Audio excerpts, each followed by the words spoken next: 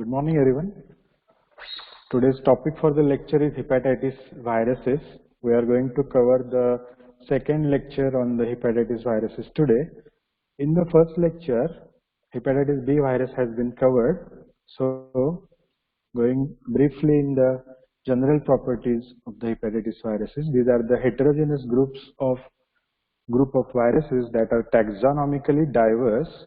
Remember, these are the viruses belonging to different families, not a single family. But why they are considered under one topic or one heading? Because they all are hepatotropic. They have the affection towards the hepatocytes. They affect the hepatocytes and cause the disease in the liver.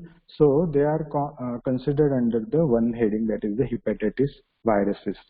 Coming to general properties, that is hepatitis A virus. These are the various types: A, B, C, D, E, and G. Hepatitis A virus, it is responsible for the infectious hepatitis that belongs to the family Picornaviridae.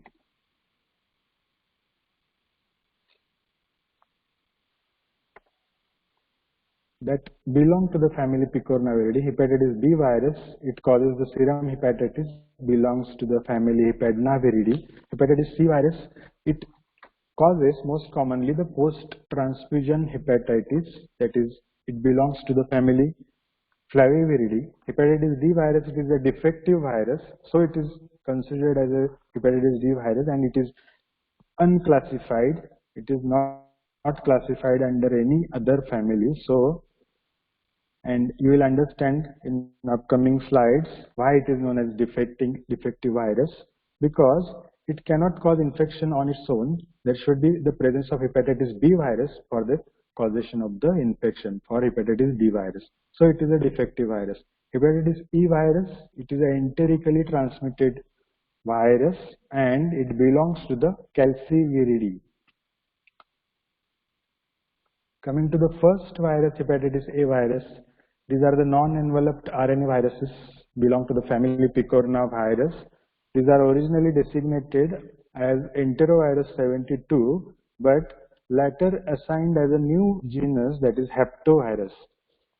There is only one single serotype of this virus worldwide. It causes the infectious hepatitis, a subacute disease mainly affecting the children and young adults. Remember, the age group is important here. The children and young adults are mainly affected by hepatitis A virus. This is the diagrammatic representation of the hepatitis A virus particle. This is the capsid, and inside that there is a linear single-stranded RNA.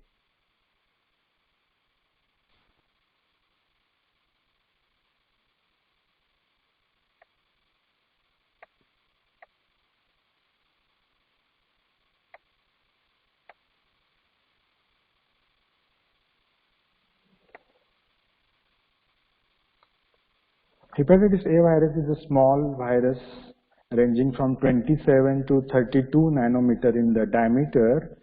It is having the spherical shape and icosahedral symmetry. It contains the linear single-stranded RNA and it has got only one serotype all over the world.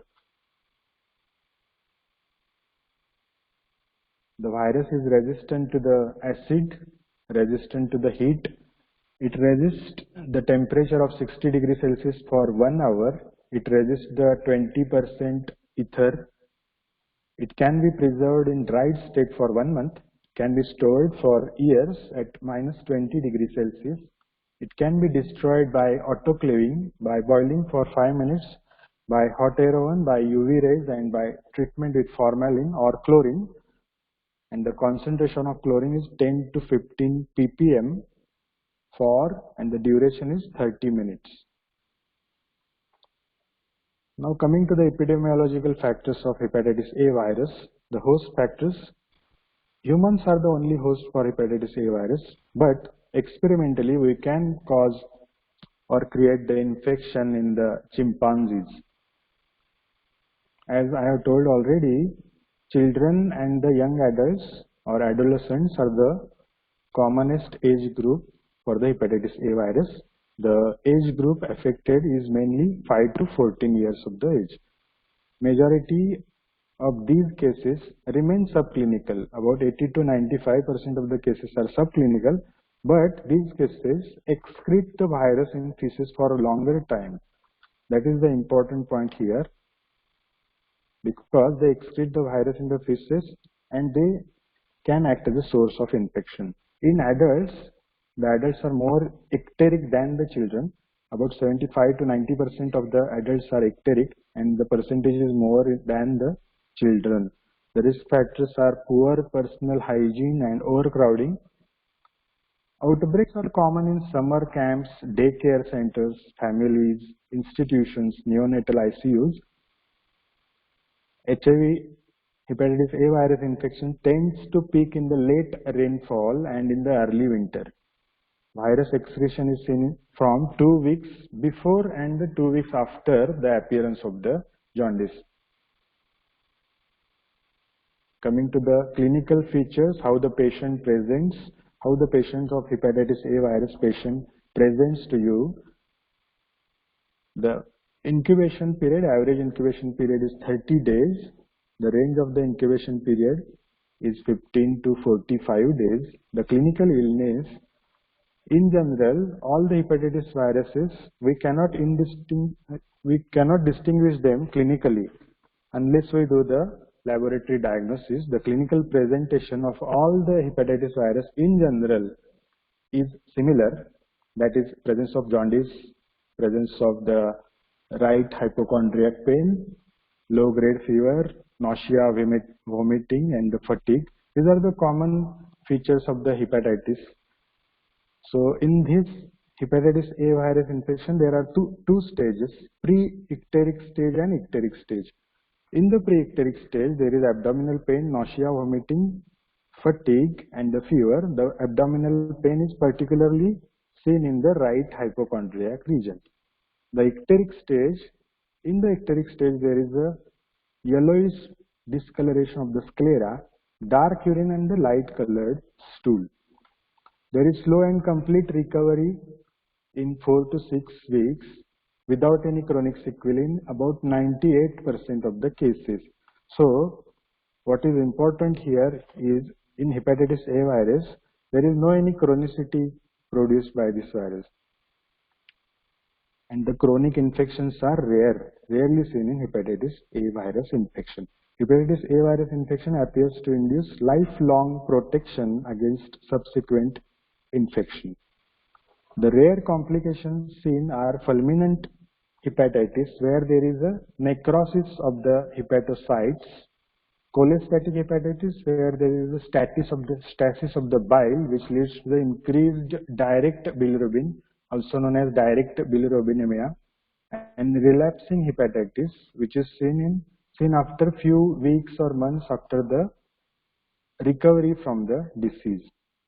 Coming to the pathogenesis of the disease, hepatitis A virus, first there is the ingestion of the virus, ingestion of the contaminated water or contaminated food, then replication of the virus in the oropharynx or GI tract, transported to the liver, and liver acts as a major site of replication of the virus. The virus is shed in the bile, transported to the intestines, and from intestine they are shed in feces, which can infect a new individual. During these all stages, there is brief viremia, there is development of cellular immune response, which causes the control of the disease after few weeks. Coming to the laboratory diagnosis of hepatitis A virus, first there is detection of antibodies. The antibodies we can detect is IgM, either IgM or IgG. IgM anti-HAV antibodies appear during the acute phase. Peak levels of IgM are seen around, see the diagram, the peak levels of IgM are seen around the 4 weeks, 3 to 4 weeks. They appear around in the blood, around 2 to 4 weeks they start appearing in the blood, and the peak level is seen is around 4 to 5 weeks. After that, the level of IgM goes on decreasing, and After 1 week of appearance of the IgM, there is appearance of the IgG. IgG level goes on increasing and the IgG level remain in the blood throughout the life, which gives the host protection against the next subsequent hepatitis A virus infection. So you can see here the virus in the blood. It can be seen from 2 weeks to 4 weeks. Virus in feces can be seen from 2 weeks to the 6 weeks. Aminotransferases, these are the liver enzymes which are elevated in all hepatitis. See, it is seen from 3 weeks to the 8 weeks. Symptoms are seen from 4 weeks to the 7 weeks of the duration. So interpretation of antibodies, presence of antibodies in the blood, anti-HIV IgM, if the patient is IgM positive, it indicates the acute infection with the hepatitis A virus. Presence of IgG in the blood, it indicates the past infection, or we can say that the patient is immune to the hepatitis A virus. Next, we can detect the HIV virus particles from various samples. Mainly, they are detected from the stool from -2 to +2 weeks of appearance of the jaundice. They can also be detected in the liver tissue, bile, blood, body fluids by immune electron microscope. HIV antigen detection by ELISA method from the stool from -2 to +2 weeks of appearance of the jaundice. Isolation of virus. The virus is very difficult to grow in the cell lines artificially in the laboratory. So very less commonly this method is used for the diagnosis, isolation of virus. Other tests which are non-specific are liver enzymes, detection of liver enzymes like aminotransferases, and the serum bilirubin level. Both are increased in the hepatitis A virus infection. Concentration of hepatitis A virus in various body fluids. In urine, they are almost nil. Saliva, they are present 10 raised to 3 viruses per ml. In serum, 10 raised to 5 per ml. In feces, 10 raised to 9 viruses per ml of the feces. So, the highest infectivity is seen with the feces. So, the disease is transmitted mainly by the fecal-oral route of transmission. Coming to the transmission of the hepatitis A virus, it is mainly transmitted by the fecal-oral route, close personal contact, example in the household contact, child daycare centers, overcrowding and poor sanitation. They can be transmitted by contaminated food, water or milk. Prevention of hepatitis A virus infection, it can be pre-exposure, that is vaccination, post-exposure immunoglobulin, that is the indirect immunization, then good hygiene, clean water systems, avoidance of food contamination. Coming to the vaccination, there are 2 vaccines which are available against the hepatitis A virus. Formaldehyde inactivated vaccine prepared from the human fetal lung fibroblast cell lines such as MRC5 and WI38.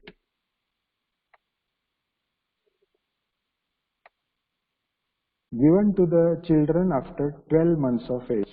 Single dose intramuscular in the deltoid region is given, followed by the booster at 6 to 12 months gap. The efficacy of the protection of the virus is 94%. The second vaccine available is live attenuated vaccine. Single dose subcutaneously is given. And which virus strain is used? H2 and LA1 strains of the hepatitis A virus are used in the live attenuated vaccine. Then general precautions like hand washing after toilet and before eating food. Contaminated fecal material is treated first with 0.5% of the sodium hypochlorite and then discarded in the drainage. Purification of the drinking water, that is chlorination, use of boiled water. Coming to the second virus from the today's lecture, that is hepatitis E virus. Hepatitis E virus causes enterically transmitted hepatitis. Hepatitis E virus is also a small virus, non-enveloped, around 30 to 32 nanometers in diameter with icosahedral symmetry, contains positive sense single-stranded RNA and a specific antigen, that is HEV antigen. This is the capsid having icosahedral symmetry, and in the core there is a positive sense single-stranded RNA. So this is the diagrammatic representation of the hepatitis E virus particle. Genotype of hepatitis E virus, there is only single serotype all over the world, but there are totally 5 genotypes exist in the nature, but only 4 genotypes are seen in humans. Out of 5, only 4 are important in the human infections. Genotype 1 and 2 are more virulent. Genotype 3 and 4 are less virulent genotypes. Clinical features. How the patient of hepatitis E infection presents. The incubation period on an average is 40 days, range from 14 to 60 days. It can cause self-limiting acute hepatitis or fulminant hepatitis. Most patients are in the first category, that is the self-limiting acute hepatitis. The illness lasts for several weeks and then there is a recovery. Fulminant hepatitis occur in 1 to 2% of the cases, and the percentage rises in the pregnancy. In pregnancy, 20% of the hepatitis E infection cases develop fulminant hepatitis. Epidemiological features of the hepatitis E virus. Hepatitis E is one of the zoonotic viral diseases affecting various animals like monkeys, cats, pigs, dogs. Transmission again through fecal-oral route. Geographic variation, it is commonly seen in India, Asia, Africa, Central America. The first major epidemic of hepatitis E virus was reported in New Delhi in 1995, where about 30,000 people were affected with the hepatitis E virus. In India, hepatitis E virus infection accounts for maximum 30 to 60% of the cases of all sporadic acute hepatitis. So it is one of the most common causes of viral hepatitis E virus. Coming to the laboratory diagnosis of hepatitis E virus, we can detect the viral RNA by reverse transcriptase PCR, that is RT-PCR. Virus particles can be detected by electron microscopy, mainly in the stool and blood. Antibody detection can be done. In that, we can detect either IgM or IgG. IgM appears early at the same time with the appearance of the liver enzymes. It indicates the acute infection with hepatitis E virus. IgG replaces the IgM in 2 to 4 weeks, persists for years.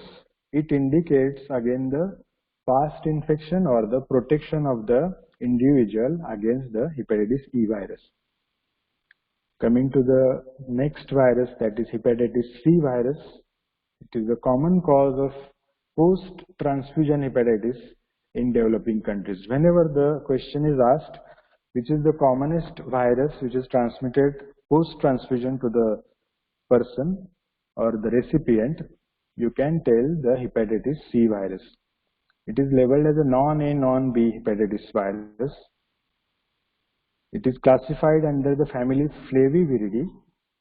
It is a relatively larger virus than the hepatitis A and E viruses. It is spherical, 60 nanometer in diameter, enveloped. This is the enveloped virus. Nucleic acid is positive sense double single-stranded RNA. Now in hepatitis C virus, there are some important points like the structure, the proteins, then the genetic constitution of the virus. These are important points in hepatitis C. Coming to the proteins of hepatitis C virus, 3 structural proteins. First is the nucleocapsid core protein, that is C protein, and the 2 envelope glycoprotein, that is E1 protein and E2 protein. So there are C, E1 and E2 are the three structural proteins, and there are six non-structural proteins also known as NS proteins. These are NS1, NS2, NS3, NS4A, NS4B, NS5A and NS5B. These are the six non-structural proteins of this virus. Now coming to the genetic diversity of the HCV virus, that is the characteristic finding of this HCV virus, genetic diversity, and that makes the virus more resistant and the vaccine cannot act on the HCV virus. The reason is genetic diversity. Genotypes, there are 6 major genotypes and each genotype that is divided into more than 100 subtypes. And in a given patient, what happens? The subtypes, more subtypes of HCV come together, circulate as a complex of closely related HCV population, and these closely related HCV subtypes are known as causis species. So this is the feature of HCV virus. So this is the genome of hepatitis C virus. See, this is the RNA, single-stranded genome, and see, this is the C. This is the gene which codes for the C protein, gene coding for E1, gene coding for E2, gene coding for NS1, also known as P7, gene coding for NS2, gene for NS3, gene for NS4A, gene for NS4B, and so on here. See, what is important here is E2 envelope protein, this part of this virus or the genome is most variable region of the entire genome, and this is the target site for the antibodies which are produced by the host. So what happens? Variations in this gene coding for E2 protein enables emergent mutant virus to escape from the humoral immunity. Because it is a hypervariable region, so there is continuous variations in this region. So the antibodies which are acting on the previous E2 will not act on the newly formed mutated E2 protein. So it results in what? It results in the chronic infections and the failure of the vaccine development.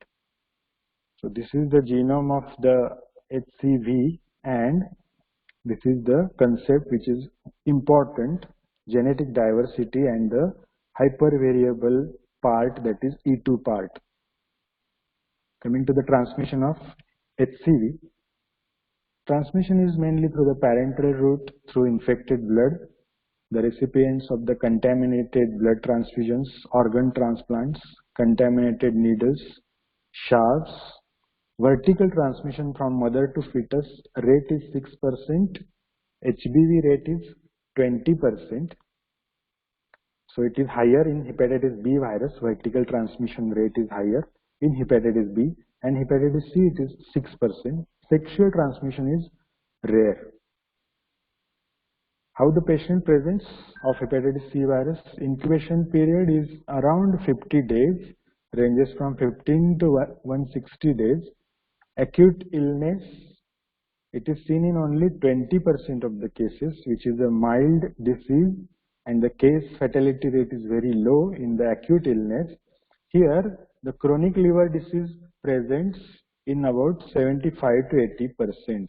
So this is the feature you can see here. In hepatitis A and E, the acute cases are more. Here, the chronic cases are more, that is 75% to 80% are chronic liver diseases. Of these all chronic liver disease cases, 60 to 70% will develop chronic hepatitis, 5 to 20% will develop cirrhosis, liver cirrhosis, and 1 to 5% develop hepatocellular carcinoma. Lab D of hepatitis C virus. Antibody detection by ELISA is done. HCV antibodies appear in about 8 to 9 weeks after exposure. See here in the graph, you can see this is the 0. 0 means it is the site at which there is a exposure of the patient to the virus, 0, then 3 months, 6 months, 9 months, and so on. and this is the concentration on this axis. Here, at about 8 to 9 weeks, the antibodies start to appear. It is known as anti-HCV and remain in the blood throughout for longer duration. These are the liver enzymes, ALT. These are the peak level of ALT is seen around 3 months, and you can note here HCV RNA, it is present even before the appearance of all these, that is appearance of antibodies or appearance of the liver enzymes. Before that, the HCV RNA appears in the blood. So what happens? It becomes the most sensitive method for the detection of HCV virus even before appearance of liver enzymes. This gold standard test for HCV. The RNA detection can be done by 3 methods: branched chain DNA assay, reverse transcriptase PCR, and real-time RT-PCR. In the antibody detection, one more point I want to tell here: acute diagnosis of the acute illness can be done by C30 antibodies, can be done by antibody detection against antibody against C33C, antibody against C22-3, and antibody against NS5. And presence of antibody against C103 and C33C, C22-3 indicates the chronic HCV infection. Chronic hepatitis C factors promoting progression or severity are these are the factors which will promote the hepatitis C virus infection leading to chronic hepatitis. Increased alcohol intake, age more than 40 years at the time of infection, HIV co-infection. Other factors are male gender, chronic HBV co-infection with this HCV infection. So these are the factors which will promote the chronic hepatitis C infection. HCV testing routinely recommended in all these conditions. Which are these conditions? Where the HCV testing is recommended. Persons who ever injected illegal drugs first, then person with the selected medical conditions like person who has received the clotting factors concentrates produced before 1987, the person who is on chronic hemodialysis, person with liver disease, then prior recipients of the transfusion or the recipients of the organs, history of tattooing, body piercing, history of sexually transmitted diseases or multiple sex partners. In all these cases, the test is recommended, HCV test is recommended. HCV testing is, again, it is recommended in healthcare, emergency medical, public safety workers, after needle stick injuries, injuries with sharps or mucosal exposures to the HCV positive blood, and children born to HCV positive women. Where the test is not recommended, healthcare, emergency medical and public safety workers, pregnant women, household contacts of HCV positive person, that is non-sexual contacts, general population, it is not recommended. Coming to hepatitis G virus, similar to HCV virus, it causes mild acute infection, persistent infection, but not clinically significant. Transmission is through blood contamination such as transfusion or IV blood use. Hemodialysis, diagnosis is by detection of antibodies, detection of viral RNA by PCR. So we are going to cover in short about hepatitis G. Coming to hepatitis D, it is a defective virus. Why it is a defective virus? Because it cannot replicate on its own. It depends on the hepatitis B virus for this survival. Why it depends on the hepatitis B virus? You will understand in upcoming points. It is a small 35 nanometer diameter size, circular, negative sense single-stranded RNA. See here, that is the characteristic negative sense single-stranded RNA. Protein coat made up of the single protein called hepatitis D antigen, HDAG. It is surrounded by an envelope protein. derived from HBV, hence called defective virus. So how it depends on hepatitis B virus? It depends for the envelope protein which is derived from the hepatitis B virus, and hence it is a defective virus, cannot multiply on its own and depends on the hepatitis B virus. Then there are two concepts which are known as co-infection and super-infection. As the name suggests, co-infection means HBV and HDV infection occurs simultaneously in a particular host. At the same time they infect, so it is a co-infection. And super-infection, here hepatitis D virus infection occurs to a already infected case of a hepatitis B. So here the person is already having hepatitis B virus, and then the hepatitis B virus infects that person. That is known as super infection. Patient status, it infects the healthy person, and the hepatitis B virus here infects the hepatitis B virus carrier. Fulminant disease more than hepatitis B virus alone, and here more than that of co-infection. So in general you can observe that super infection is more severe than that of the co-infection. Chronic hepatitis is rare in co-infection. Chronic hepatitis is much greater seen in super infection. Cirrhosis is rare here and cirrhosis is common here. Hepatocellular carcinoma is rare. Here it is more seen in super infection. Mortality is rare. It is more than 20% seen in super infection. Diagnosis of the co-infection and super infection. Here hepatitis HBsAg antigen can be detected. Anti-HBc antibody IgM is detected. Anti-HDV antibody is detected, and HDV RNA is detected by PCR. So in co-infection these tests are done. In super infection, HBsAg antigen, HBeAg antigen, anti-HBc antibody, anti-HDV antibody. In acute phase IgM is detected, and in chronic phase IgG and IgM both are detected. Then HDV RNA is detected by PCR method.